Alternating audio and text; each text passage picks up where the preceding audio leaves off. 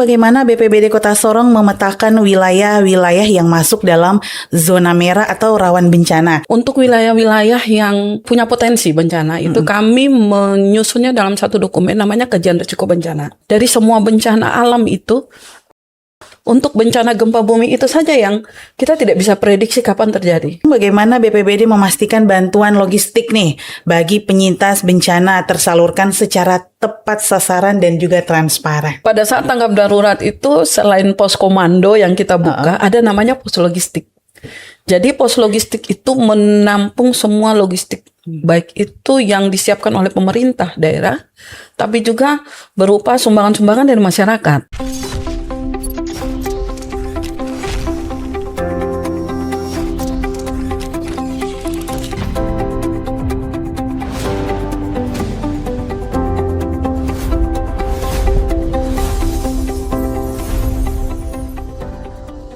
Halo, selamat pagi, selamat datang teman bicara podcast pemerintah Kota Sorong, tempat berbagi informasi penting dengan cara yang lebih mudah untuk dimengerti. Hari ini tentunya kita akan membahas topik yang sangat krusial bagi warga masyarakat Kota Sorong, yaitu kesiapsiagaan bencana. Untuk membahas hal ini kita sudah kedatangan mitra strategis kita dari BPBD Kota Sorong, dan sebelum kita menyapa tentunya kita berharap lewat obrolan hari ini kita dapat mengetahui secara langsung dari ahlinya tentang langkah nyata pemerintah dalam menangani dan mengantisipasi bencana atau musibah yang kapan saja bisa datang tanpa bisa kita prediksi. Dan apa sih upaya yang bisa kita lakukan sebagai warga untuk membantu pemerintah, serta kita akan mendengarkan banyak pengalaman dan suka duka menjadi tim BPBD. Untuk itu kita sapa dulu beliau yang telah hadir. Selamat pagi Ibu Herlin Sasabone STMM, Kepala Badan Penanggulangan Bencana Daerah Kota Sorong. Selamat pagi Ibu. Selamat pagi. Iya, apa kabar Ibu hari ini? Puji Tuhan baik. Baik, luar biasa sehat ya. Iya. Luar biasa ya, dengan seragam kebanggaan dari BPBD ya, orange-orange seger gitu ya Ibu ya. Oh, luar biasa. Nah, mengawali rangkaian pertanyaan kita hari ini, bisa mungkin Ibu ceritakan apa tugas dan fungsi Badan Penanggulangan Bencana Daerah Kota Sorong? Silakan Ibu. Oke. Jadi Badan Penanggulangan Bencana Daerah Kota Sorong itu salah satu OPD teknis yang melakukan tugas dan fungsi penanggulangan bencana. Dasar kami itu Undang-Undang 24 tahun 2007 tentang penanggulangan bencana. Nah, bencana ini kan rangkaian peristiwa atau peristiwa yang terjadi yang diakibatkan oleh alam, non-alam, dan sosial yang mengganggu kehidupan masyarakat, kemudian menimbulkan dampak berupa korban jiwa, kerusakan, bahkan sampai pada trauma. Nah, dengan tugas pokok dan fungsi BPBD sebagai penanggulangan bencana, tugas kami itu sesuai Undang-Undang 24 tahun 2007 itu melakukan penanganan terhadap bencana mulai dari sebelum terjadi bencana, yang kita biasa sebut prabencana. Kemudian pada saat terjadi bencana itu kita sebut keadaan darurat. Kemudian setelah terjadi bencana atau kita sebut pasca bencana. 3 tahapan ini dilakukan menjadi tugas pokok dan fungsi BPBD untuk melakukan berbagai kegiatan. Baik itu salah satu contohnya misalnya kalau sebelum terjadi bencana atau prabencana itu yang sering dilakukan BPBD ini adalah salah satunya sosialisasi. Selain kita memberikan edukasi kepada masyarakat tentang memahami potensi bencana itu apa saja, tapi kita juga latihan atau simulasi. Dan sudah kita lakukan itu dengan menggunakan berbagai media yang ada. Kami bahkan turun lapangan langsung untuk melakukan upaya salah satu kegiatan sebelum terjadi bencana. Kalau sudah terjadi bencana, maka kita masuk dalam situasi darurat. Kalau dalam situasi darurat itu yang dilakukan adalah penanganan pengungsi, penanganan korban, pencarian pertolongan, kemudian penanganan pengungsi ini lebih juga kepada menyiapkan tenda pengungsi, kemudian logistik kebutuhan mereka, sandang pangan dan sebagainya. Itu semua kita lakukan pada saat situasi tanggap darurat. Kemudian setelah itu masuk dalam pasca bencana atau setelah terjadi bencana, upaya yang dilakukan itu lebih banyak kepada rehabilitasi dan rekonstruksi untuk kerusakan-kerusakan yang ada. Luar biasa ya Ibu ya, sangat kompleks sekali untuk tugas dan fungsinya. Nah, sekarang bagaimana BPBD Kota Sorong memetakan wilayah-wilayah yang masuk dalam zona merah atau rawan bencana, seperti banjir atau tanah longsor di Kota Sorong? Iya, terkait dengan pemetaan. Jadi untuk wilayah-wilayah yang punya potensi bencana, itu kami menyusunnya dalam satu dokumen namanya Kajian Risiko Bencana. KRB ini memuat tentang potensi bencana yang terjadi di Kota Sorong. Kalau KRB kami yang sudah susun tahun 2023 itu ada 9 potensi bencana di Kota Sorong. Tapi tahun kemarin kami menyusun KRB yang baru, itu sudah tambah 1 potensi bencana. Jadi ada 10 potensi bencana di Kota Sorong.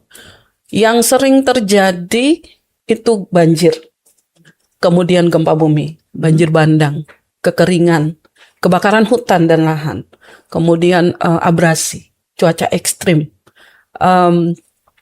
apalagi ya, satu yang belum terjadi itu tsunami. Jangan sampai. Ya, ini 9 potensi ya. Ini berdasarkan KRB yang lama. Kemudian tambahan 1 dari KRB yang baru ini adalah likuifaksi, pergerakan tanah seperti di Palu. Oh, di Palu, tapi itu bukan gempa berarti ya? Bukan, itu salah satu bencana alam yang terjadi dan itu punya dampak yang sangat lebih berdampak daripada gempa bumi. Kalau gempa bumi itu kerusakan yang terjadi bisa jadi mungkin cuman bangunannya roboh saja tapi pondasinya tetap. Tapi kalau likuifaksi, pergerakan tanah, itu tanah yang dari keras dia berubah menjadi lembek dan dia akan menggeser semuanya, termasuk pohon, rumah, sampai pada pondasi-pondasinya semua bergeser. Seperti kejadian di Palu. Begitu. Cukup mengerikan ya, dan sebenarnya ya kalau bicara bencana ini kan semua tidak mau ini kan terjadi ya. Tapi kita tidak sedang menakuti masyarakat, tapi kita justru menyampaikan kepada masyarakat bahwa bencana ini ada di lingkungan kita dan kapan saja bisa terjadi. Betul. Dari semua bencana alam itu, untuk bencana gempa bumi itu saja yang kita tidak bisa prediksi kapan terjadi. Karena ada alatnya, tetapi nanti pada saat sudah terjadi baru bisa terbaca kekuatannya berapa, lokasinya di mana gitu. Iya. Nah, mengingat topografi Kota Sorong yang bervariasi nih, Bu, adakah program sosialisasi mitigasi bencana sesuai dengan tempat tinggal masyarakat dan sudah sejauh mana efektivitas program ini? Oh ya, oke. Saya lupa lagi tadi menambahkan tentang peta kerawanan. Jadi sebagaimana saya sampaikan bahwa sudah tertuang di dalam dokumen KRB tadi. Lalu kemudian kita membuatnya dalam peta rawan bencana. Jadi ada peta banjir, peta banjir bandang, peta tsunami, peta gempa bumi, dan potensi bencana yang lainnya. Tapi juga berdasarkan histori. Jadi misalnya kayak daerah yang kita lihat ini topografinya cekungan, misalnya seperti di Kelurahan Sawagumo sama Kelurahan Matalamagi. Iya. Itu 2 kelurahan dengan topografi cekungan. Betul. Kalau topografi cekungan gitu, maka mau musim hujan pun ataupun tidak musim hujan, pada saat intensitas hujan tinggi, air laut lagi pasang, maka genangan pasti ada. Gitu. Jadi berdasarkan histori itulah kita sebenarnya berharap masyarakat lebih peka lagi untuk melihat situasi lingkungan yang ada ya. Nah, kemudian kalau terkait sosialisasi yang kita lakukan sejauh mana sosialisasi ya tentang situasi yang ada, kami berharap masyarakat mengenali potensi bencana di mana dia berada, di rumah tinggalnya misalnya. Kalau di situ daerah banjir, maka potensi bencananya banjir. Betul. Kalau gempa bumi ini kan merata nih, merata semua. Jadi kalau gempa bumi dia harus tahu juga. Kalau dia sudah mengenali potensi, kalau tinggalnya misalnya daerah situ banyak hutan-hutannya, berarti kemungkinan kebakaran hutan itu masuk dalam potensi juga.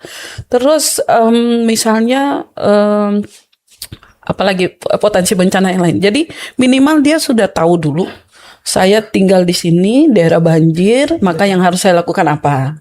Terus kalau saya kerja di kantor sini, bangunan saya di ruangan saya di lantai 2, ini potensi gempa bumi, maka yang harus saya lakukan apa? Iya. Kalau di rumah daerah banjir, ya kalau dapat informasi curah hujan tinggi, air laut pasang, ini kan kita dapat dari lembaga BMKG nih Iya, kan. betul. Kalau kita sudah dapat informasi seperti itu, waspada sudah. Oke, kalau sudah begitu, mana nih yang harus diselamatkan, kemana kita harus evakuasi, itu sudah harus ada dalam mindset masyarakat begitu. Iya. Termasuk ketika dia ada di gedung bekerja misalnya, oh ini daerah gempa bumi, minimal sudah tahu kalau terjadi gempa, jalur mana nih yang Iya. kita harus ikuti nih untuk sampai Iya. keluar ke tempat yang aman. Betul Begitu. sekali. Iya, jangan sampai tidak tahu ya. Sampai tidak tahu jalur. Nah, apa saja standar operasional prosedur koordinasi antara BPBD dengan lembaga-lembaga lainnya nih Bu, seperti TNI, Polri, dan Basarnas, serta relawan saat bencana besar terjadi? Kalau ini kita bicara nih tanggap darurat, Iya. ya. Jadi kalau dalam situasi tanggap darurat itu dimulai dari ada peningkatan situasi bencana yang terjadi. Misalnya kejadian 2022 banjir 2022 itu kan di situ kita sudah lihat hujan itu sudah 1 hari full Iya, lebih malah curah ya. hujan sangat tinggi. Curah hujan sangat tinggi, kemudian sudah terjadi genangan atau banjir di mana-mana. Masyarakat tidak bisa beraktivitas pada saat itu. Terus kemudian ada korban, ada kerusakan, ada korban jiwa, ada kerusakan. Nah, pada saat itu kepala daerah itu harus segera menetapkan status tanggap darurat. Jadi status itu ditetapkan oleh kepala daerah atau oleh wali kota. Kemudian status tanggap ditentukan siapa komandonya. Dia yang akan menjadi komandan untuk penanganan saat itu. Nah, untuk bencana alam, komandonya ada di BPBD. Sedangkan kalau bencana sosial seperti kebakaran rumah kemarin, komandonya ada di dinas sosial. Oh iya. Nah, kalau misalnya terjadi pandemi COVID dan pandemi penyakit atau apa begitu, komandonya bisa di dinas kesehatan. Ya. Nah, setelah ditetapkan 7 hari penanganan tanggap darurat, maka disitulah dibentuk aktivasi posko. Jadi kita harus segera membangun posko. Poskomando kita harus bangun, kita harus siapkan tenda-tenda pengungsian, begitu. Terus kemudian struktur komandonya yang tadi sudah ditetapkan oleh Pak Wali Kota itu kita laksanakan. Nah, disitulah berperan TNI Polri, Basarnas. Tugas-tugas mereka tuh sudah jelas ada. TNI Polri bisa membantu dalam upaya pencarian pertolongan, evakuasi pengungsi, kemudian distribusi logistik. Nah, Basarnas sebagai salah satu OPD teknis pencarian pertolongan, dia punya tugas fungsi sudah melekat jelas bahwa apabila harus ada yang dievakuasi, ada yang hilang, harus dicari, maka itu tugas Basarnas. Begitu juga dengan yang kita sebut relawan. Jadi kalau relawan ini ada PMI, ada Pramuka, ada MDMC. Terus kemudian elemen-elemen masyarakat atau organisasi-organisasi masyarakat yang memang punya keinginan untuk membantu penanganan bencana, mereka bisa terlibat di situ. Nah, itu semua ada dalam poskomando itu untuk bergerak melakukan penanganan.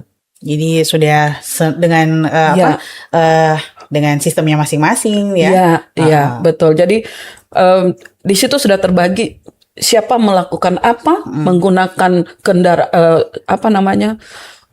peralatan mereka apa saja, itu semua digerakkan untuk digunakan dalam penanganan pada saat tanggap darurat saja. Oke, baik Ibu. Nah, sekarang bagaimana mekanisme BPBD Kota Sorong dalam mempercepat proses rehabilitasi dan rekonstruksi fasilitas umum pasca bencana? Jadi di awal saya sampaikan bahwa ada 3 tahapan nih kan penanganan bencana. Kemudian tanggap darurat dan pasca. Nah, kalau bicara soal penanganan terhadap rehabilitasi dan rekonstruksi, kita bicara pasca. Sudah bicara pasca, artinya penanganan terhadap pengungsi sudah selesai. Kita masuk dalam status transisi pemulihan. Nah, di situ ada penanganan rehabilitasi dan rekonstruksi. Dari kejadian mulai dari tahap sebelum sampai pada saat tanggap darurat, itu yang namanya assessment atau kaji kebutuhan, kaji cepat itu terus dilakukan bahkan dalam saat tanggap darurat. Di situ kita melihat kerusakan apa saja nih yang masuk, yang terjadi akibat bencana. Betul. Misalnya dari dinas pendidikan laporkan sekolah kami nih di kelurahan ini ada sekian sekolah yang rusak. Kemudian dinas pertanian melaporkan ini tanaman kelompok tani kami di daerah kilo 14 misalnya. Ini tanamannya semua tertimbun banjir. Misalnya air banjir jadi merusak tanaman. Kemudian dinas kesehatan mungkin melaporkan pustunya. Terus dari gereja atau musalah tempat-tempat ibadah melaporkan kerusakan-kerusakan yang ada, itu dilaporkan pada saat situasi tanggap darurat. Itu kemudian dikaji oleh tim, dilakukan kaji cepat, kaji kebutuhan. Nah, ketika kita masuk dalam tahap pasca bencana, bicara soal rehabilitasi rekonstruksi, baru kemudian kerusakan-kerusakan itu dibahas. Ini yang menangani misalnya kayak kerusakan jembatan yang putus. Apakah jembatan ini asetnya pemerintah kota ataukah asetnya pemerintah pusat misalnya? Kalau itu asetnya pemerintah pusat, maka harus duduk bersama untuk disepakati. Anggarannya dari mana, penanganannya siapa yang bekerja. Kalau itu aset kota, misalnya sekolah, tempat ibadah, puskesmas dan lain sebagainya, maka dibicarakan ini penanganannya seperti apa. Apakah dilakukan rehabilitasi, artinya kerusakan yang ada tidak terlalu signifikan sehingga hanya perlu mungkin diperbaiki saja, itu dilakukan rehabilitasi. Tapi kalau kerusakan itu fatal, maka harus dilakukan rekonstruksi. Dibangun kembali dari awal. Luar biasa ya penanganan pasca bencana ini ya. Terus nanti kalau untuk korban-korbannya sendiri ada rehabilitasi juga? Iya, kalau korbannya setelah tanggap darurat kan ini kita sudah penuhi kebutuhan mereka nih kan selama jadi pengungsi. Begitu sudah selesai, kalau ada kerusakan rumah atau apapun itu yang menjadi korban daripada bencana, itu kita data bisa berupa pemberian stimulan misalnya, pemberian stimulan dari pemerintah kota untuk masyarakat. Entah itu stimulan itu bisa berupa bahan bangunan, bisa berupa dana untuk mereka bisa memulai kembali kehidupan mereka. Mereka juga bisa menjadi modal usaha mereka begitu untuk untuk bisa menambah pendapatan mereka setelah terjadi bencana. Gitu. Ya, sekarang bagaimana BPBD memastikan bantuan logistik nih bagi penyintas bencana tersalurkan secara tepat sasaran dan juga transparan? Ya, nah pada saat tanggap darurat itu selain pos komando yang kita buka, ada namanya pos logistik. Jadi pos logistik itu menampung semua logistik, baik itu yang disiapkan oleh pemerintah daerah, tapi juga berupa sumbangan-sumbangan dari masyarakat. Ini kan biasa kayak kemarin terjadi kebakaran itu masyarakat semua bondong-bondong ya, ada yang kasih pakaian layak pakai, kasih bahan makanan. Kemudian mereka memantau ini nih kebutuhan apa nih kan. Begitu kita tahu bahwa kita lakukan kaji cepat tadi yang saya bilang pengungsi ini apa yang mereka butuhkan. Oh, kami perlu pampers karena ternyata ada anak bayi. Betul. Kami perlu karena banyak perempuan pembalut. Itu di pakaian dalam. Ini kebutuhan yang sendiri disampaikan oleh para pengungsi. Itu kita naikkan ke menggunakan sosial media, kita sampaikan masuk banyak bantuan-bantuan tersebut, susu bayi semua masuk banyak. Nah, di pos logistik inilah bantuan yang masuk kita data. Kemudian bantuan yang keluar kepada para pengungsi itu juga kita data. Jadi kalau masuknya misalnya dalam bentuk paket itu sudah lebih bagus. Biasanya kan ada yang sudah kasih langsung di paket-paket di kantong plastik. Itu lebih bagus lagi, kita langsung dikasih ke pengungsi. Tapi kalau misalnya mereka kasih dalam bentuk supermi misalnya sekian puluh dos, terus ada lagi ikan kaleng misalnya, kita harus pisah-pisahkan untuk dijadikan paket supaya langsung kita distribusi kepada para pengungsi. Jadi mereka langsung terima bantuan-bantuan tersebut. Jadi bantuan itu secara adil dan merata begitu tentunya ya. Itu harus dilakukan karena kenapa? Para pengungsi ini ketika mereka ada di tenda pengungsian ini kan sudah tidak nyaman ya. Betul. Mau tidak mau, suka tidak suka, mereka kan harus ada di situ. Tidak mungkin kalau mereka punya keluarga pasti mereka kan ke keluarga mereka. Tapi kalau tidak ada, mereka harus ada di tenda pengungsi. Bertahan. Sekarang Desi tahu kan situasi tenda pengungsi seperti apa. Iya, tahu. Tidurnya sudah kasurnya tipis. Kemudian di situ sudah banyak orang, bisa kepanasan. Jadi sudah tidak ada rasa nyaman sesungguhnya. Dalam situasi seperti itu mereka akan lebih banyak kalau dibilang kayak cepat tersinggung. Cepat sensitif sekali begitu. Nah, kalau kaitannya dengan bantuan yang tidak merata diberikan bisa kacau itu. Bisa jadi kacau. Betul, jadi sebisa mungkin kami harus tiap hari melakukan asesmen apa kebutuhan mereka. Sebisa mungkin kita harus hari ini kita asesmen kebutuhan mereka apa-apa, besok kita kasih, besok kita penuhi, begitu. Iya, pokoknya dipastikan semua bantuan disalurkan secara adil dan merata sesuai dengan kebutuhan kebutuhan korban. Nah, bagaimana strategi BPBD dalam mengedukasi warga Kota Sorong nih agar memiliki kemandirian saat terjadi bencana, terutama di wilayah yang mungkin sulit dijangkau aksesnya? Iya, jadi kita tahun kemarin itu ini terkait keterlibatan masyarakat nih ya, karena mereka itu juga menjadi korban dari bencana. Kami tahun kemarin membentuk Forum Pengurangan Risiko Bencana atau Forum PRB itu di semua kelurahan. 41 kelurahan di Kota Sorong sudah punya Forum PRB. Luar biasa ya. Puji Tuhan lah. Itu kenapa harus dibentuk supaya membantu pemerintah?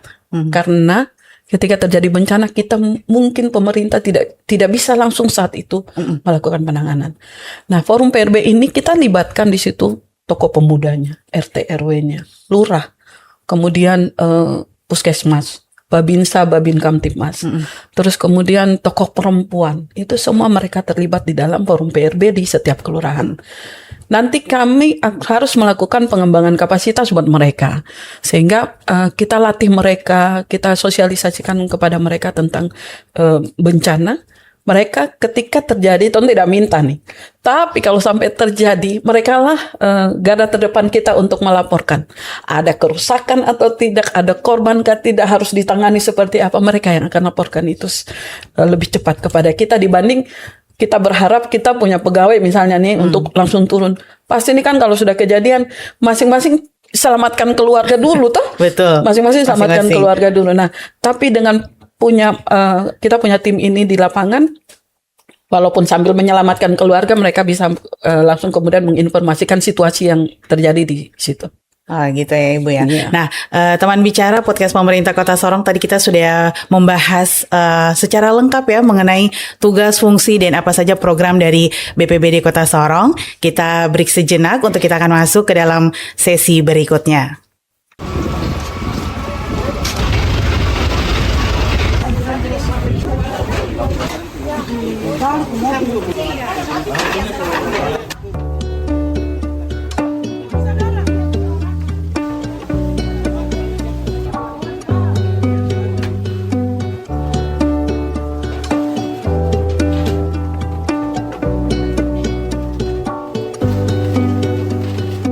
Running out the room, I got as far as you, as pretty as your face is. Run your hands up on my clothes, channel good marina roll, fingertips I'm on my toes. I brought some flowers that I picked up as a pretty gift. Then you grabbed me and you pulled me in. Oh, I only going for the perfect story. Oh, I hope you don't let go of what I'm wearing. Run your hands up on my clothes, channel good marina roll, fingertips I'm on my toes. Run your hands up on my throat, taking off marina roll, fingertips yeah don't let go.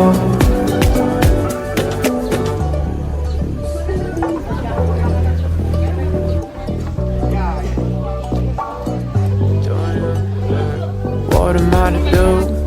Been living in your room, as pretty as you make it.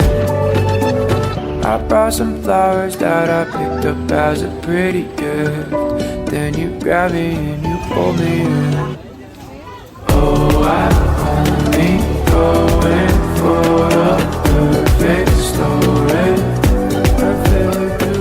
Oh, I hope you don't let go of what I'm wearing.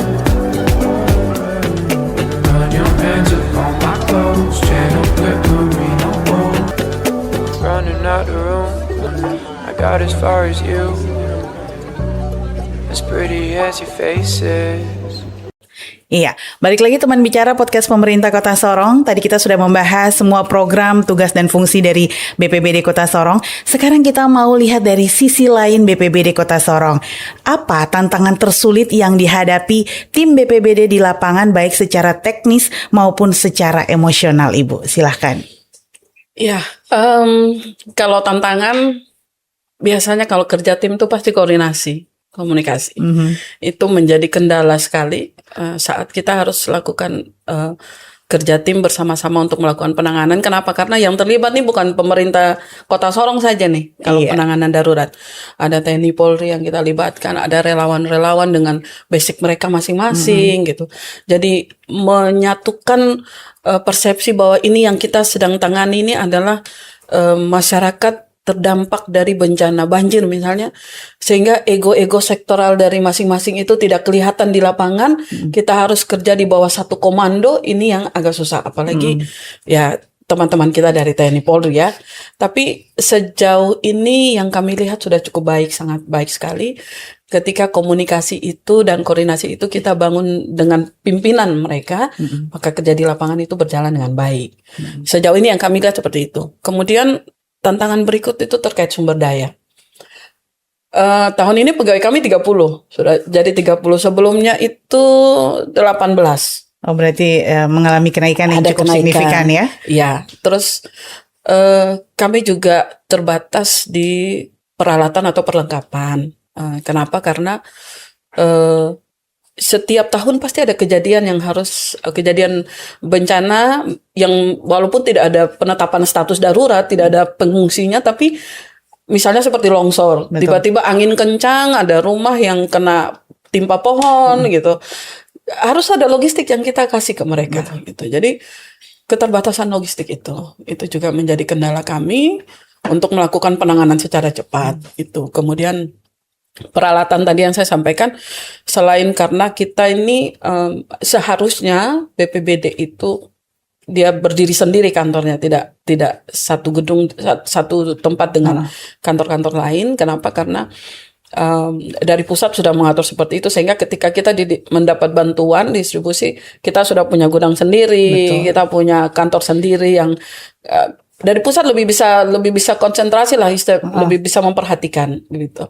Nah itu kendala sih yang kita hadapi di lapangan. Tapi sejauh ini kami sangat bersyukur sebab kami juga di backup ketika ketika terjadi penanganan yang harus dilakukan. Kami terbatas dengan peralatan. Ada teman-teman dari TNI Polri, dari Basarnas bisa bantu. Kami terbatas dengan SDM, personil. Ada TNI Polri yang bisa bantu. Kami terbatas dengan logistik. Ada teman-teman dinas sosial bantu. Ketahanan pangan, turunkan beras, kayak gitu-gitu. Jadi itulah fungsi koordinasi yang harus memang digerakkan pada saat situasi. Solidaritasnya cukup tinggi ya antara OPD-OPD ini ya. Adakah momen paling berkesan atau mengharukan selama proses evakuasi dilaksanakan? Mungkin ada pengalaman pribadi yang bisa diceritakan secara singkat gitu, Ibu? Banyak. Mungkin salah satu. Tapi yang paling berkesan ini, jadi evakuasi itu bukan orang hidup yang kita evakuasi, tapi jenazah. Itu banjir 2022 di Kelurahan Rufei, karena banjir kemudian terjadi tanah longsor. Itu mama dan anak tertimbun. Saya ditelepon subuh, kemudian saya tiba di sana pagi 6:30, masih pencarian. Yang sudah ketemu anaknya, sudah dapat, mamanya belum, masih dicari. Saya coba telepon kantor SAR untuk meminta bantuan, tidak bisa, kantor SAR tidak bisa keluar karena di Sungai Maruni air masih tinggi. Kemudian akhirnya bergeraklah kita dengan Babinsa dan Babim Kaptimas di situ, menggerakkan masyarakat semua untuk kita cari secara manual. Jadi tanah longsor itu secara manual menggunakan alat seadanya saja. Sampai akhirnya di jam 8 lebih baru ditemukan mamanya. Kemudian kita harus pemulasaran jenazah, harus dibersihkan jenazah ini. Mau bawa ke rumah sakit Selebe Solo, air di batalion masih tinggi, mobil tidak bisa lewat. Kita tidak bisa bawa ke rumah sakit Pertamina karena pada saat itu mereka belum punya tempat pemulasaran jenazah. Akhirnya hanya di rumah sakit Angkatan Laut yang kita bisa dapat akses ke situ. Setelah saya hubungi bisa, kita bawa ke situ jenazahnya. Kemudian setelah jenazahnya sampai di sana dibersihkan oleh ibu-ibu ibu-ibu masjid ya, kalau tidak iya, salah. iya. Majelis taklim. Iya, mereka pembersihan. Hari itu juga jenazah harus segera dikirim ke Jawa, diminta dibawa ke Jawa. Kita coba kontak ini usaha-usaha peti mati ini, Jenazah. peti jenazah ini. Semua melaporkan petinya semua terendam air. Semua terendam air dan akses untuk keluar itu tidak bisa sama sekali hari itu. Akhirnya kita berusaha sampai akhirnya bisa dapat. Dan ya puji Tuhan akhirnya bisa dipulangkan mama dan anaknya ke Jawa. Itu salah satu pengalaman yang paling mengharukan Iya. di tengah keadaan yang darurat ya, Iya. Ibu ya. Begitu. Iya. Kalau kita mau cerita pengalaman tentunya banyak sekali ya, Ibu ya. Banyak ini. Kita nggak cukup durasinya ya. Belum COVID lagi Iya. kan ya. Nah, sekarang Ibu, bolehkah kita dikasih tips untuk mengatasi rasa panik di 5-10 menit pertama musibah atau bencana terjadi? Karena memang rasa panik ini kadang-kadang mengganggu. Manusiawi lah. Iya. Manusiawi ya. Kita selalu berusaha sampaikan kepada masyarakat bahwa kalau terjadi bencana ini khususnya gempa bumi nih. Karena Iya. biasa yang bikin panik tuh gempa bumi karena terjadi tiba-tiba. Betul. Terus tidak tahu mau pada saat kita sedang tidur. Kalau mungkin kerja getaran kan itu saja sudah bikin panik. Apalagi kita dalam posisi tidur di malam Betul hari. sekali. Jadi kita selalu sosialisasi, kita sampaikan tenang. Karena kalau dengan tenang kita akan bisa berpikir baik. Siapa yang kita selamatkan, kemana kita harus menyelamatkan diri, itu kita bisa berpikir baik. Tapi kalau kita sudah panik, yang harusnya itu jalan keluar, dia bukan jadi jalan keluar. Yang harusnya belok kanan langsung mungkin menuju keluar, dia tidak akan lewat situ, dia pasti akan lewat jalur lain karena panik. Gitu. Iya, betul. Jadi pentingnya tenang, tidak panik, tenang, kemudian mengenali potensi. Tadi saya sudah bilang, ketika kita sudah tahu potensi, kita akan tahu bahwa supaya kita aman ini, keluarnya nanti lewat sini, berkumpulnya di sini, di titik aman. Itu harus diedukasi di keluarga kita, minimal dari keluarga dulu. Betul. Baru kemudian di tempat kerja, gitu. Jadi kita sudah tahu, oh kalau terjadi nih, jalurnya ini. Ya, kemudian siapa-siapa yang harus kita selamatkan. Ada namanya kelompok rentan. Kelompok rentan itu siapa saja? Kelompok rentan itu lansia, oma, opa, orang tua. Kemudian ibu hamil kalau memang ada. Terus kemudian anak-anak bayi, anak-anak kecil. Kemudian orang dengan penyakit komorbid, orang sakit. Kemudian orang difabel. Nah, ini menjadi kelompok rentan yang harus dievakuasi kalau memang ada dalam keluarga atau ada di tempat kerja. Itu yang harus dievakuasi duluan begitu. Karena mereka kelompok rentan. Baru kemudian kita mengevakuasi yang lain. Jadi intinya tenang, tahu jalur evakuasi, tahu di mana titik kumpulnya, nah sudah aman itu. Iya, karena biasa rasa panik itu apalagi kalau gempanya malam ya. Anak juga lupa ya. Lupa anak, lagi bantal di yang sebelah. ditarik. Nah, saya searching kemarin itu ada itu tas siaga bencana. Iya. Kira-kira apa saja isinya itu, Ibu, di Iya. tas siaga bencana? Jadi kenapa tas siaga bencana ya? Karena gini, kita punya banyak dokumen-dokumen penting. Ya, biasanya suka keteteran lah, taruh di map, selip di sini, di laci ini, di laci ini. Nah, fungsi dari tas siaga bencana itu adalah kita menjadi tempat dokumen-dokumen penting kita itu disatukan di situ. Tapi bukan cuma dokumen saja sebenarnya. Ada fungsi lain. Jadi kita bisa taruh obat-obatan. Kita bisa taruh alat penerangan. Nah, kemudian juga kalau memang bisa disiapkan pakaian-pakaian dalam yang memang kita bisa gunakan pada saat terjadi bencana. Terus makanan. Kenapa begitu? Karena begini, ketika terjadi bencana, kita harus bisa mengurus diri kita sendiri itu minimal 2-3 hari. Kita bisa urus diri kita sendiri karena belum tentu pemerintah bisa cepat datang untuk langsung memberikan bantuan. Betul. Begitu. Sehingga tas siaga itulah yang kita gunakan. Selain administrasi atau kita punya surat-surat penting terselamatkan, tapi juga kita punya kebutuhan itu bisa terpenuhi selama belum adanya bantuan dari pemerintah untuk kita terima. begitu. Gitu ya, jadi hal-hal penting Iya. yang ada di tas. Itu ada di dalam tas siaga itu. Iya, tas siaga bencana. Jadi teman podcast di rumah ya, jangan lupa disiapkan ya tas siaga bencananya, betul Desi ya? juga. Oh siap, siap.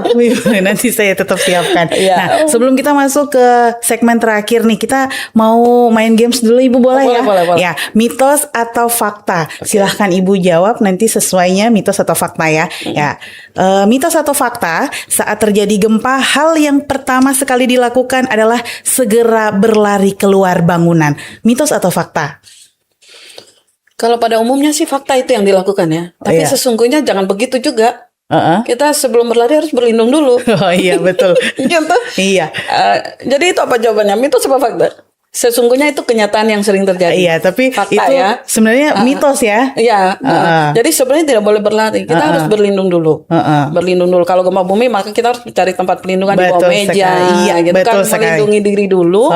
Kalau sudah getarannya sudah berkurang baru kita keluar. Betul sekali, Ibu. Nah, mitos atau fakta, jika air laut surut tiba-tiba setelah gempa, ini tandanya tsunami akan datang. Benar nggak, Ibu? Fakta. Fakta. Karena Betul sudah sekali. banyak sekali banyak sekali kejadian seperti itu, bahwa ketika terjadi gempa dengan magnitudo besar, kemudian kedalamannya kecil 10 km misalnya, apalagi kalau gempa itu terjadi di laut, maka air laut itu akan surut.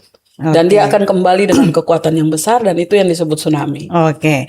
Nah, terakhir untuk mitos atau fakta. Gempa bumi bisa diprediksi secara tepat kapan, di mana, dan jam berapa akan terjadi. Ini mitos atau fakta?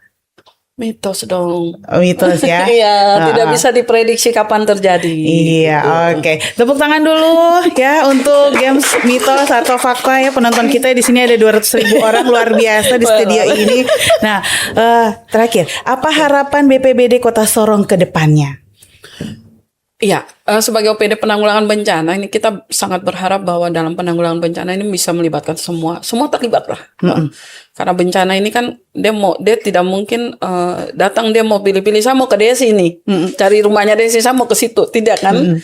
Atau dia lewat Pak Wali, jadi jangan lewat Pak Wali Puruma, kita geser kemana? Tidak seperti itu. Iya, betul. Jadi bencana bisa terjadi kapan saja, untuk siapa saja. Nah, sebab itu dalam penanganan bencana kita sangat memerlukan kolaborasi semua pihak untuk melakukan penanganan. Jadi bukan cuma pemerintah Kota Sorong saja, tapi juga bisa mitra usaha, badan usaha milik negara, badan usaha milik daerah, kemudian relawan-relawan, TNI Polri, itu semua terlibat. Bahkan organisasi-organisasi masyarakat semua terlibat untuk membantu pemerintah Kota Sorong melakukan upaya penanggulangan bencana. Iya, baik, itu harapan untuk Kota Sorong ke depannya. Dan bolehkah Ibu memberikan motivasi kepada seluruh warga Kota Sorong ya untuk bersiap siaga, tangguh melawan bencana yang kapan saja bisa datang?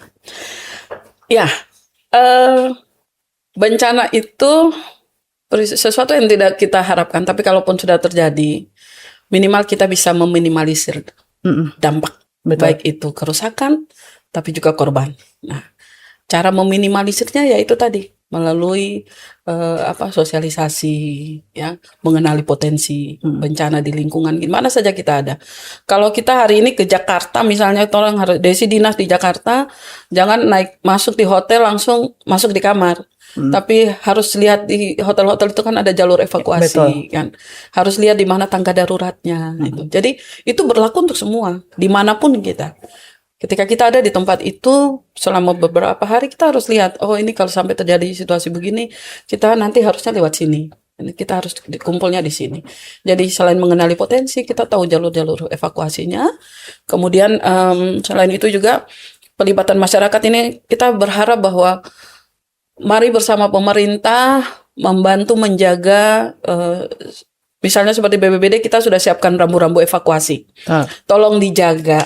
Jangan dirusak. Iya. Kita rambu-rambu evakuasi itu kita sudah pasang di daerah, karena itu berkaitan dengan gempa bumi tsunami. Kita pasang jalur evakuasinya itu di daerah distrik Sorong Barat, distrik Maladumes, ya, seperti itu.